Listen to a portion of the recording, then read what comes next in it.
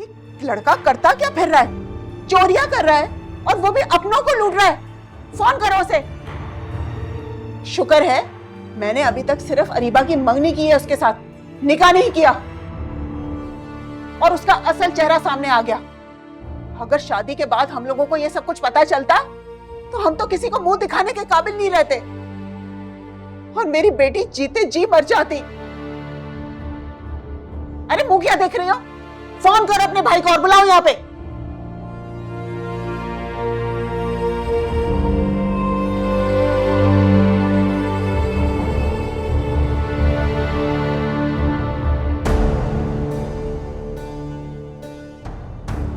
क्या हुआ?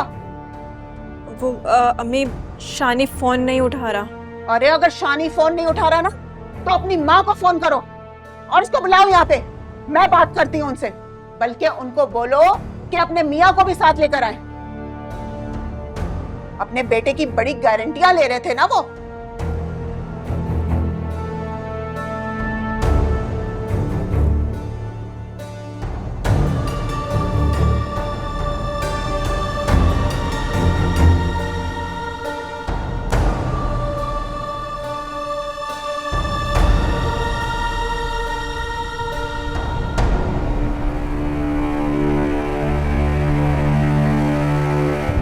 देखो चाचा,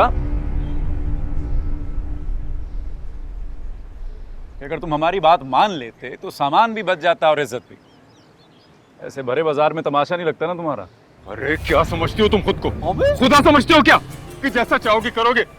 क्या दरकुशानी तुम्हारे इख्तियार में कुछ भी नहीं है। जो तुम जुल्म कर रहे हो इसका अंजाम बहुत भयानक होगा। याद रखना इस बात को। छोड़ छोड़ छोड़ छोड़ दे। Shut your butt!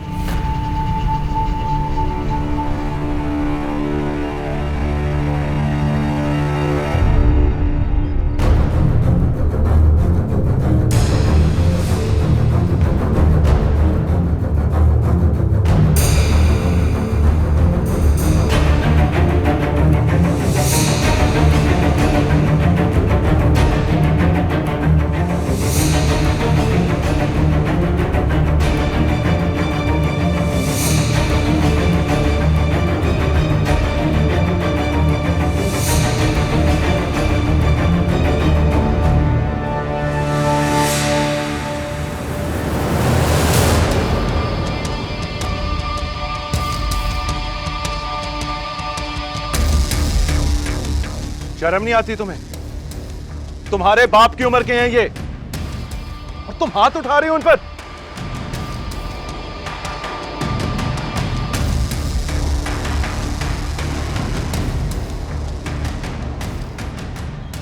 आपने ही तो। Shut up! एक लफ्ज ना निकालना अपने मुंह से।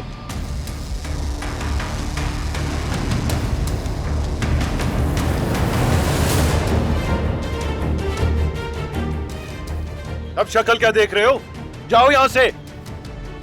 अगर मुझे पता होता तुम ये सब कुछ यहाँ आके करोगे मैं कभी भी तुम्हें ये काम ना सौंपता। तो और क्या करता कमाल साहब? आपने ही तो कहा था कि फौरन जाकर वो घर खाली करवाने के लिए कहा था, इस तरह तोड़फोड़ करने के लिए नहीं। शरीफ लोगों का घर इस तरह खाली करवाते हैं? पता नहीं था मुझे तुम यहाँ आके ये जहालत दिखाओगे। अब अपने लड़कों से कहो जो सामान जहां से उठाए वहीं जाके वापस रखें। क्विक! चलो भाई, सामान वापस रखो क्विक। अरे हिल लो यार, दावत नामा भेजोगे तुम लोगों को? ये सारा दिमाग घूम रहा है और मत घुमाओ यार।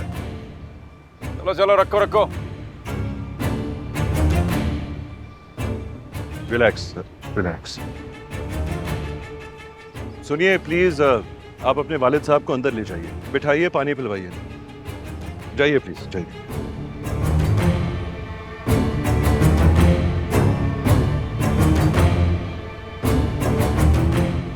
हरी अप, हरी अप।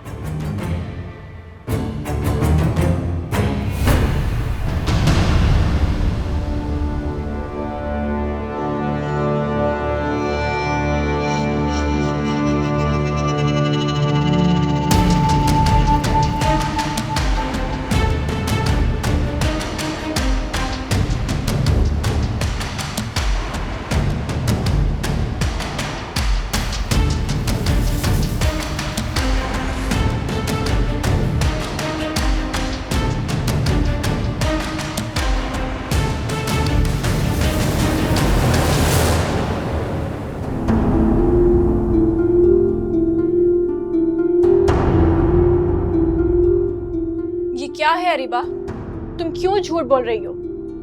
तुम्हें शानी पर इल्जाम लगाकर आखिर मिलेगा क्या? भाभी मैं झूठ नहीं सच बोल रही हूँ। ये चेन वाकई शानी ने मुझे दी है। तुम क्या मुझे अम्मी की तरह बेवकूफ समझती हो?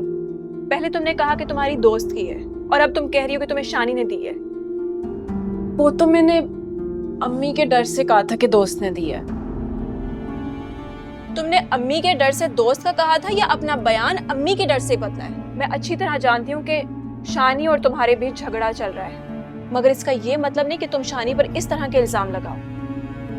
देखो अरीबा, मेरी बहन, तुम्हें अगर शानी पसंद नहीं है तो तुम अम्मी से बात करो। अगर तुम्हें उससे शादी नहीं करनी तो तुम मुझे बताओ, मैं अपने घर वालों से बात करूंगी। कोई तुम्हारे साथ जबरदस्ती नहीं करेगा। लेकिन खुदा के लिए अरीबा, शानी पर इस तरह के इल्जामात मत लगाओ। इस तरह के इल्जामात का असर सिर्फ तुम्हारे रिश्ते पर नहीं, मेरे रिश्ते पर भी पड़ेगा। खुदा के लिए अरीबा, मेरी खातिर, अपने भाई वसीम की खातिर, प्लीज सच कह दो। भाभी मैं सच ही कह रही हूँ। वो चेन शानी ने मुझे गिफ्ट की थी। और अगर आपको मेरे पे यकीन नहीं आ रहा ना, आप एक दफा शानी से खुद पूछ लें।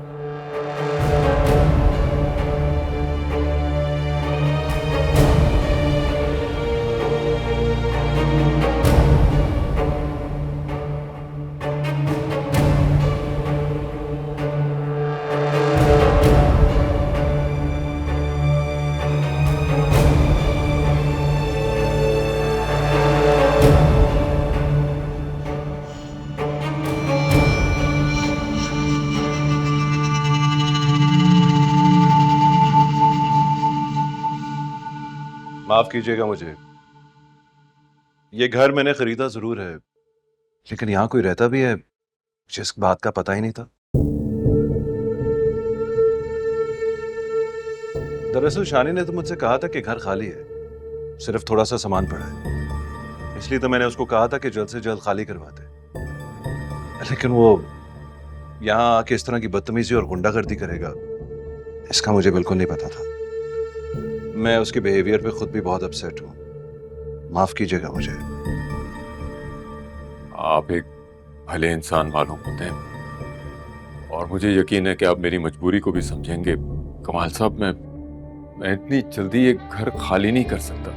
मैंने कई मर्तबा ये बात शानी को समझाने की कोशिश की, मगर वो समझता ही नहीं। आप बिल्कुल बेफिक्र हो जाए।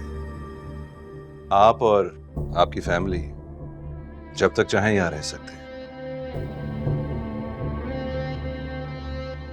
कोई भी आपसे ये घर खाली नहीं करवाएगा।